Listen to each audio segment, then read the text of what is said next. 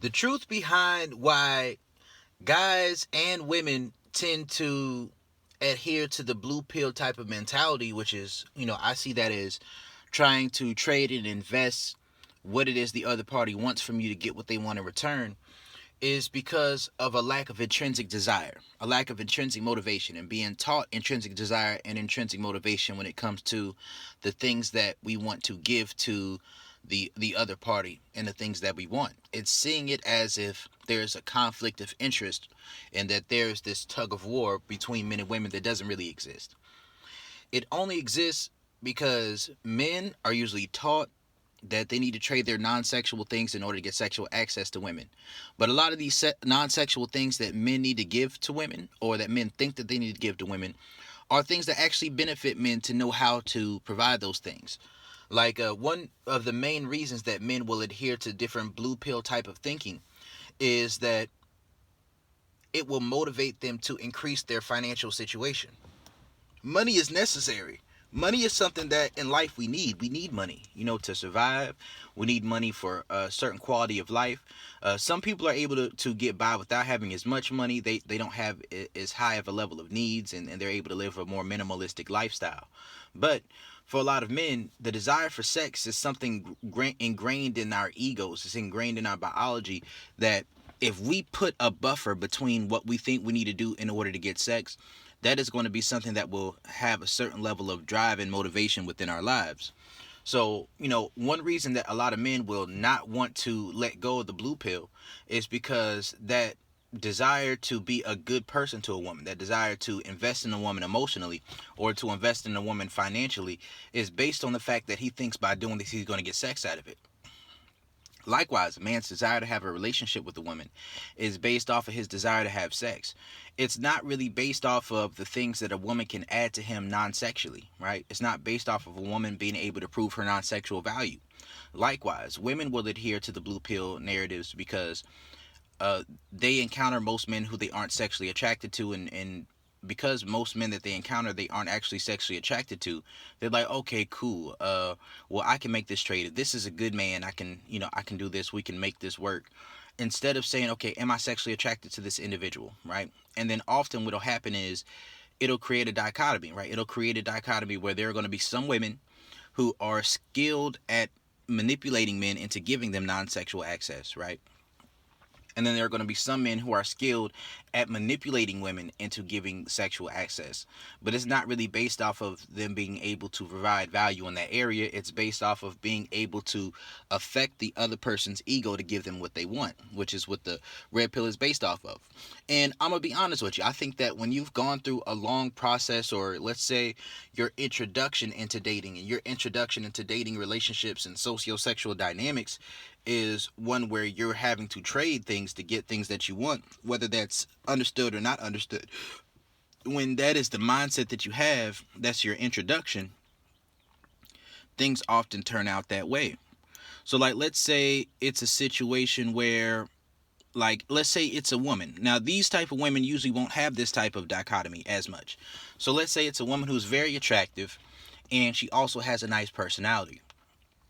Well, this woman may not have as much of an issue with, when she first began dating, she was able to get a good combination between her sexual attraction to the man and also him being willing to invest in her non-sexually.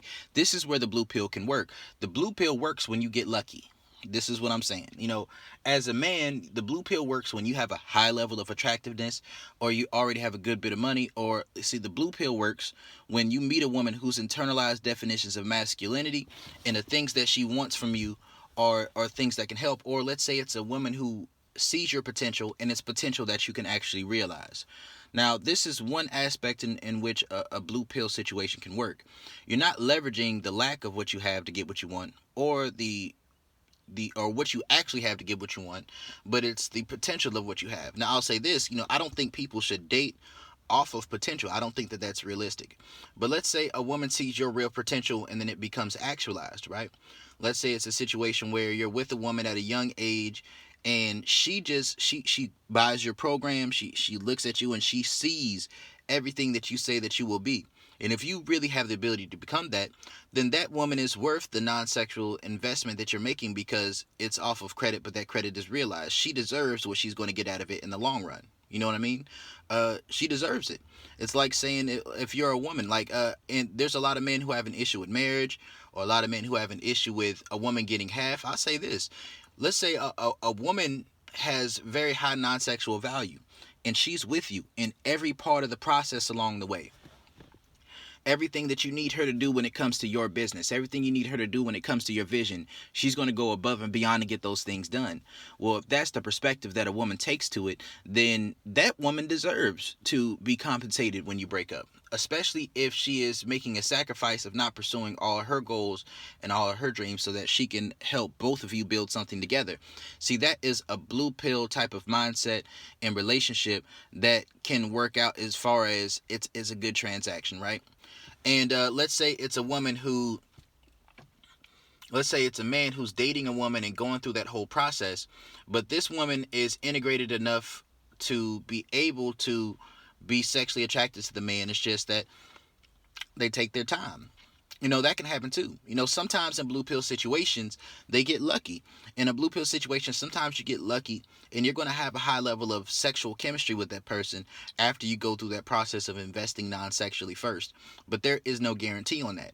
And you shouldn't do that unless you have the ability to be cool if things don't turn out the way you expect. That's why I always talk about intrinsic reward, intrinsic motivation. Now, one thing is, there's a slight difference between intrinsic motivation, intrinsic reward, versus being a good judge of potential. And this is what I'm saying. Being a good judge of potential is slightly different when it comes to this red pill, blue pill, and different types of dating and relationship dynamics, right? But a lot of women, they don't see themselves as being able to have that desire for a man inherently, so they want to find a man who is going to be able to keep up the things that will maintain their attraction transactionally, right? So it's like, let's say it's a man who has the ability to maintain taking a woman on a bunch of dates, and has the ability to maintain all of the effort that he puts in after he gets access to her sexually. Now, these are situations that can often work. A lot of people don't complain as much about their blue pill situations because some people get lucky. But the thing is that most people aren't going to find somebody who they're highly sexually attracted to, without making that a part of their criteria when they first enter the prospect of looking for someone to deal with, right? And if you know how to factor those things in, then you can go about things the blue pill way. But it's not really my perspective. That's not really my dating strategy personally. But I do think that the blue pill is important for society, right? I think that the blue pill was somewhat synthesized, right? I think that when relationships began, when humanity and civilization first began, it was a situation where, survival was vital. Survival is more important than finding someone who you have mutual sexual attraction to, right? And there also was a lack of competition when it comes to the amount of people in your surrounding area. So there would be more of a one-to-one type of situation between the population, and there would be less stimuli, less social media. I mean, those things didn't exist yet. There would be less people who had understandings of seduction, and then there would be less time where you would be alone with the opposite sex if you weren't engaged or betrothed or married to that individual. So it would be a lot easier to maintain having a situation that is somewhat transactional without having that curiosity push you over to the edge where you find out what real sexual chemistry is, or what real non-sexual chemistry is as well. Because one thing about it is this. Let's say it's a woman who does invest in you and she does see that potential. That doesn't necessarily mean that you have non-sexual chemistry. It means that woman has non-sexual value. But my perspective is based more on chemistry and compatibility than value-based dating. Because value-based dating isn't really based off of how you and this individual get along together, how you two mesh, right? value-based dating versus compatibility and intrinsic motivation-based dating are two completely different things. Because let's say this, you can find a woman, you can be in that situation. You can be in a situation with a woman who you have romantic compatibility with, and she can be willing to invest in you non-sexually as well, where that is a even trade and an even transaction. But that doesn't mean that you have that non-sexual chemistry either. You two could have damn near nothing in common, right? You could have damn near nothing in common. And what can happen in these situations when you don't deal with someone on a basis of intrinsic motivation and an intrinsic desire is that you can find a woman who is a good match for you, as far as you can build with her, you can have a relationship, you can have love with that woman. But let's say now you're exposed to the different things that are out there, right? Let's say you're exposed to women who are among your tribe. And what I mean is, let's say you're into different things, and you can find a woman who is into those same things that you're into, and she can communicate and talk to you on a level that the woman who is investing in you in this way off potential, she just doesn't have that ability because she isn't into those same things. Now, having things that you're into together can be overrated sometimes, because for some people that can get rid of your polarity, because you spend too much time together, because you're too common, you're more like peers or more like platonic friends with that individual. But I personally do believe that having a relationship where you have the ability to have that intrinsic motivation to spend non-sexual time with that person is one of the best situations you can be in. And then also having that mutual that mutual non-transactional sexual chemistry as well, having that combination, and then after you get past those points, then looking at the ways that your lives can be compatible, looking at the value-based things, looking at a person's character, their integrity, looking at their life plans, their life goals, and seeing if those are congruent with yours. Those are things that are also important. But sometimes people put those things in front of everything else. And in this day and age, people can provide for themselves. In this day and age, people can find casual sex very easily. And this is just the reason why I'm somewhat not the biggest fan of the blue pill mentality, is because it's going to be based on a lot of your discipline and your willpower, and not really based off of having desire and being fulfilled, right? Now, I will say this too. A person can get to a point within their ego where they're so used to receiving ego gratification that they no longer want to see the necessity of giving what the other person desires from them. So I'll explain what I mean. Let's say it's a woman who's so used to getting validation for her beauty on social media that she doesn't really see the need of having sex with dudes like that. She's good right now. Her ego is full, right? And that's because she doesn't understand intrinsic motivation, intrinsic desire. Let's say it's a man who's gotten so used to getting casual sex on a regular basis that he no longer sees the value in having a relationship with women. So he just sleeps with whoever. Now, I do think that having this type of mindset does give you the ability to, more so having these type of options does give you the ability to weed out situations where you would settle. But at the same time, it puts you in a situation where if you do not have intrinsic motivation, then you're going to put another person in a position where they're going to feel used, where they're going to feel taken advantage of, because you're not willing to give what it is that they want out of the situation. Now, this is somewhat their fault too, because they're making an investment, they're making a down payment. But I don't think, as much as I think that that's wrong, you can't necessarily judge people for that, because that is what we're taught. That's how we're conditioned. That's how we're socially programmed, right? That's how we're taught. That's how we're socially programmed. That's how we're conditioned. And because of that, I don't think it's realistic to get mad at people, right? About certain things that they want, certain things that are entitled. The idea of entitlement when it comes to dating, a lot of the times is bullshit. And I'm going to explain what I mean.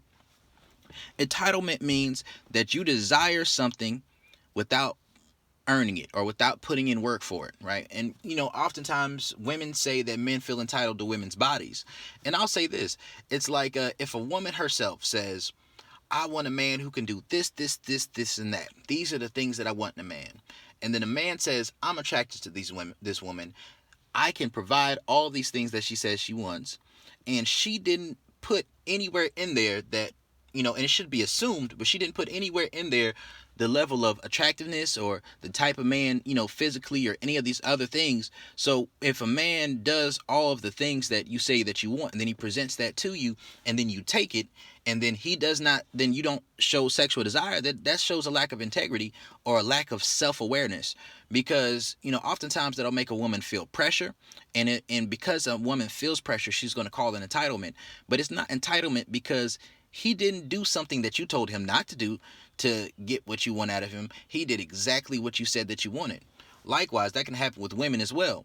Now, I think men tend to be a little bit more honest about the things that they say that they want out of a woman. And in most instances, if a man gets those things, he'll be more willing. But men often aren't honest about certain things. Like what? Sometimes there's a certain level of attractiveness. A woman can do everything that you want, but if she doesn't meet those certain points for you, there's certain things that if you aren't honest about your standards in those areas, that a woman may do everything that you say that you want in order to have a relationship, but you won't give her that, and then a man will say that she feels entitled. No, if someone hears what you say, right, and they see what you say, and they try to present you everything that you say you want in an individual, they're not entitled. They're not entitled if they give you what you say you want and you receive it when you say that those are the things you want in order to get what you want out of the situation, and then you look at them like they're crazy for not being happy with not getting what they want. That's why every woman I deal with, I tell her, don't do anything unless it's something that you want to do, right? Don't sleep with me. If you're expecting a relationship out of it, don't have sex with me. Don't do it.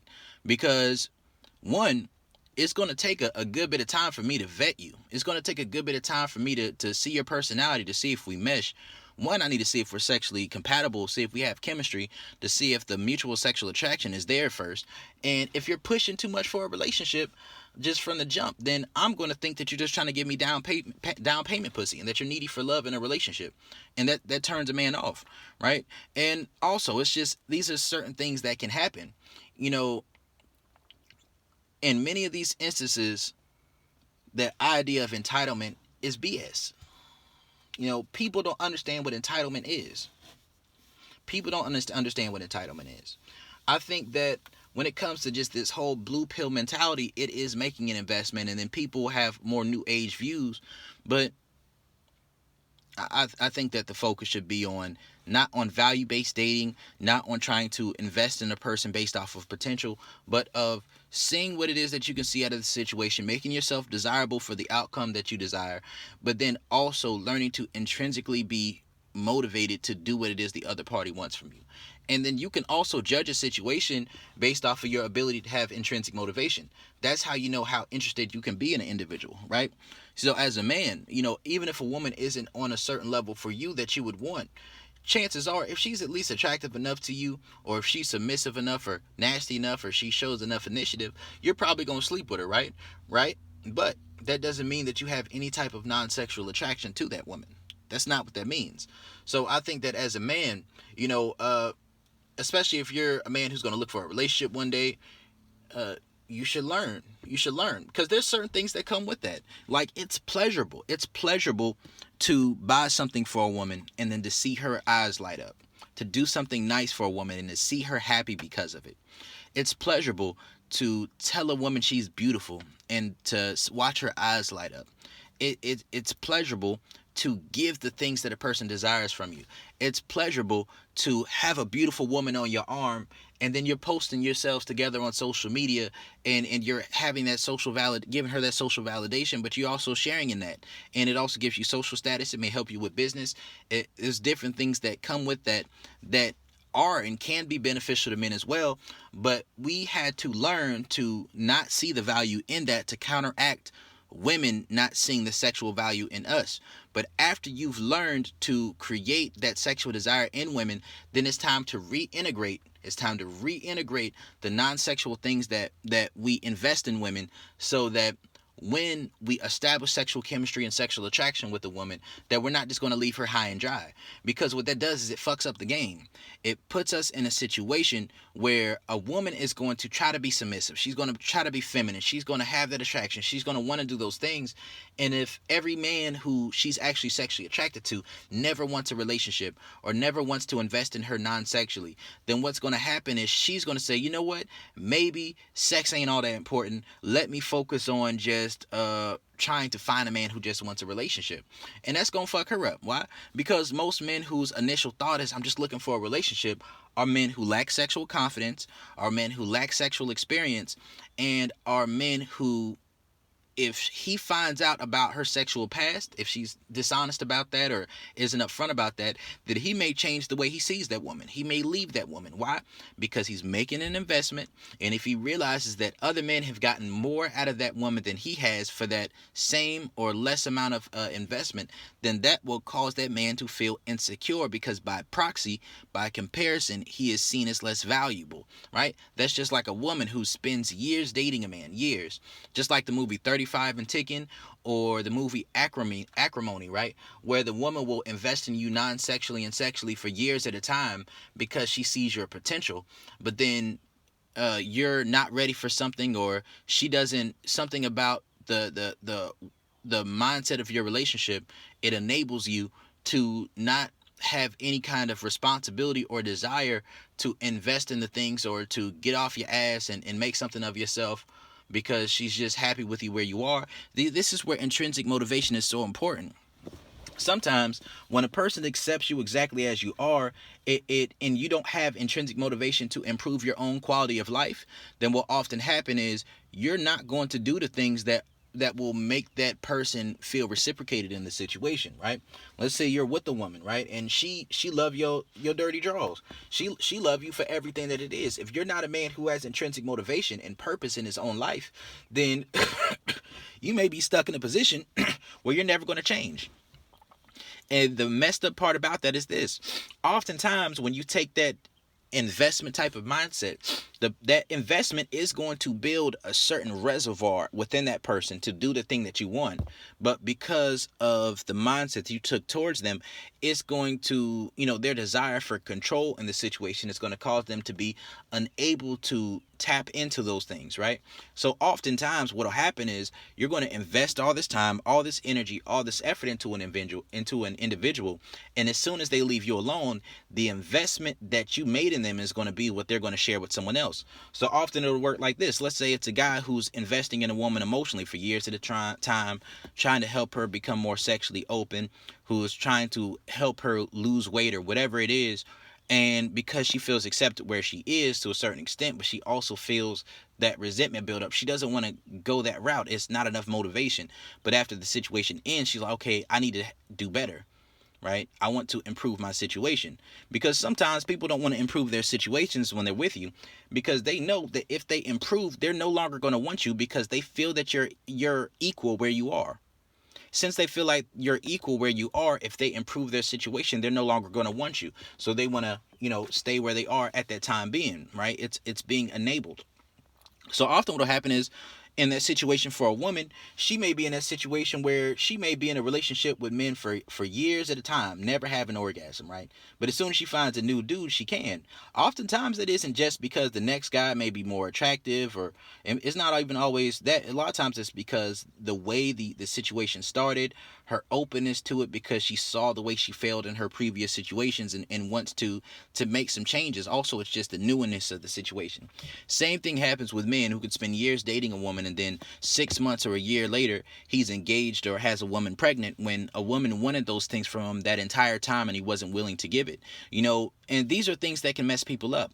And this is why people have a certain level of jealousy when it comes to relationships. This is why people have a certain level of jealousy and resentment and bitterness, because people aren't doing things from a place of intrinsic motivation and intrinsic desire, right? When you're not doing that, it can often, it feels like pressure, and that pressure makes somebody not want to do it. I can give an example myself. I remember I was dealing with a woman, and I was dealing with a woman, right? And we were together, and one day I was just rubbing on her stomach, and I told her when we first started dating, a couple months into it, she was gaining some weight. Maybe it was like 2 to 4 months into it, maybe like 4 months, and I saw she was gaining weight. She was maybe like 160, went up to like 180 or something like that. And I'm like, it still looks good on you, but just letting you know right now, I'm not really into big girls like that. And it's not that I'm just never into big girls. I like bigger girls now more myself than I used to, especially real, like thick women if it's shaped right.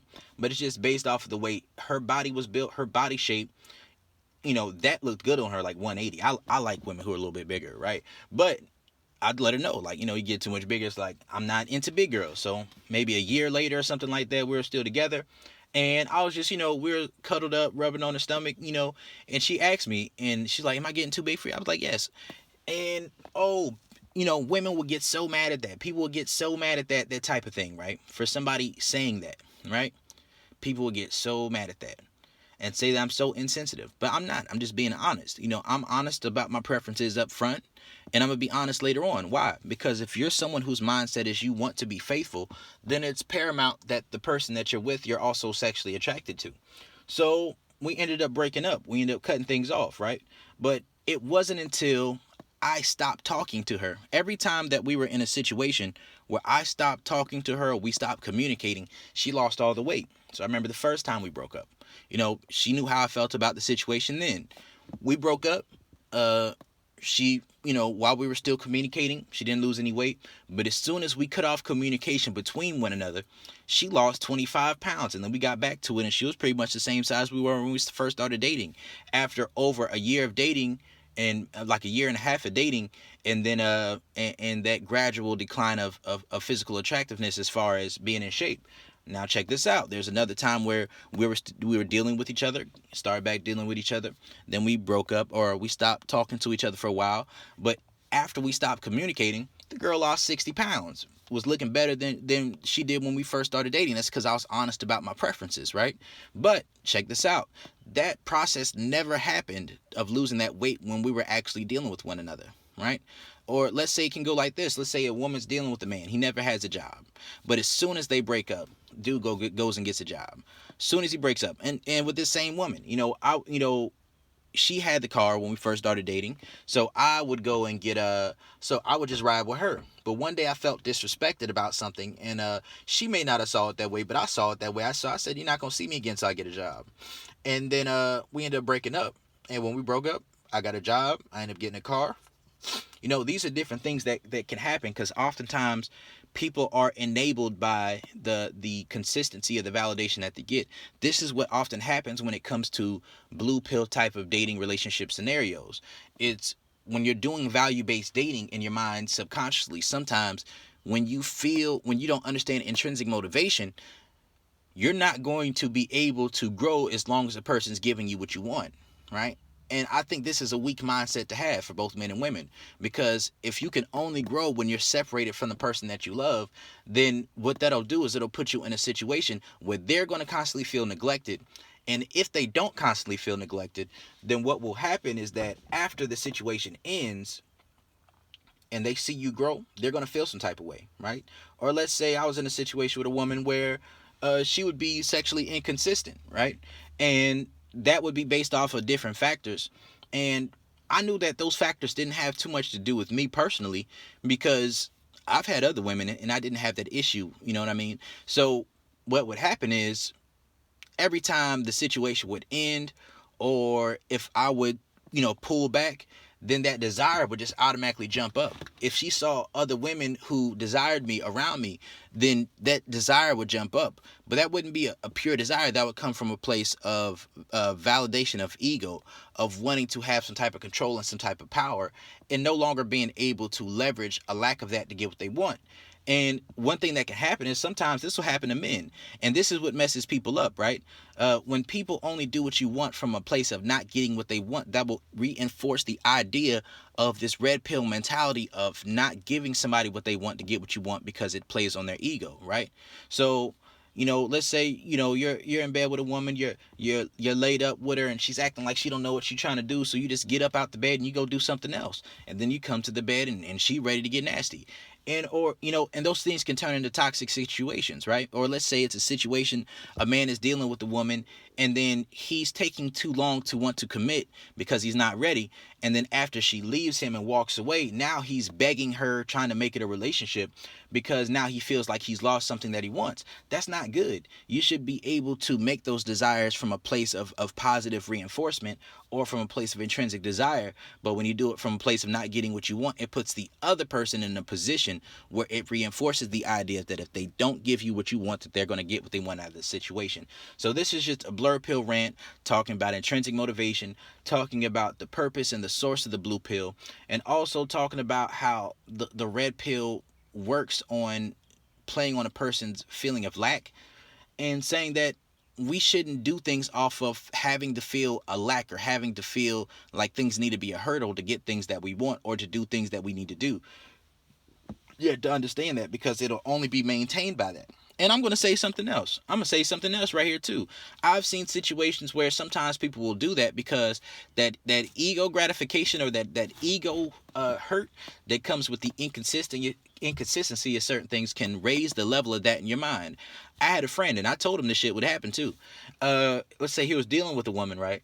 Or he had an ex or whatever it was, and she was inconsistent sexually. When he got it, oh, it was amazing to him because it was Scooby Snack pussy. He didn't get it all that often, right? But after he got his game up, after he got his not after he got his game up, he was able to learn to pull back, and as he pulled back, he would get more sexual access to her. But after he got it more consistently, he saw he wasn't as, it wasn't as good to him as he thought it was. Now this is where it'll mess you up. Now that woman's finally giving you what you want, are you now willing to also give her what she wants if you were willing to give it before? Now you're just reinforcing the idea within her own mind that in order to keep a man in check, quote unquote, that